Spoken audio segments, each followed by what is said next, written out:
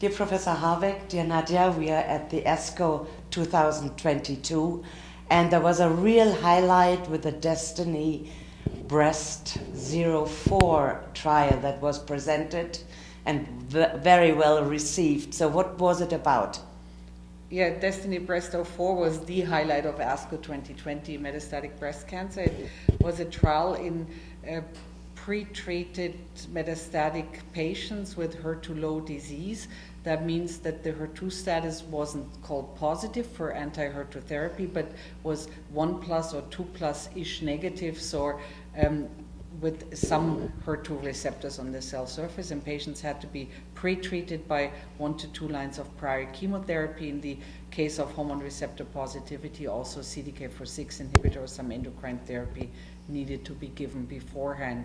And the study concentrated on the hormone receptor positive subgroup. That was also the primary endpoint, but there was about 480 hormone receptor positive tumors and about 60 triple negatives in the study. And the study just randomized T-DXd as an antibody drug conjugate targeting the HER2 receptor with a irinotecan derivative as a payload versus standard chemotherapy, which is a monochemotherapy like capecitabine, eribulin in that setting. And the study showed that T-DXd prolonged PFS significantly. That was the primary endpoint. The hormone receptor positive cohort, median difference between the arms about 5 months, and it also prolonged overall survival with a median difference of about half a year. Hazard ratio for PFS 0.5, hazard ratio for overall survival 0.66. So very impressive data. I would say they're immediately practice changing for patients who qualify for this study entry criteria, but we have trials already looking for patients in an earlier disease setting where the T-DXd is also very effective there.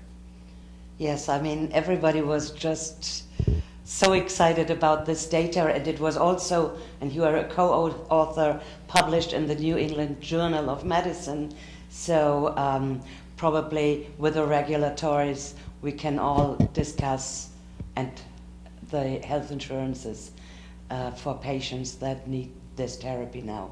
Yes, I mean, everybody who would qualify, I think in a country like Germany, we can write off-label applications for our patients in that setting.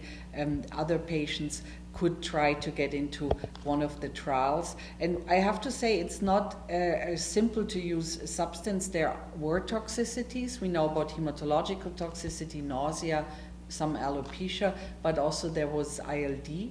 There were about 12%, mostly lower grade, but there were 3 deaths, and 3 deaths too many due to a side effect. But overall, the benefit-risk ratio is definitely positive because of the prolonged overall survival.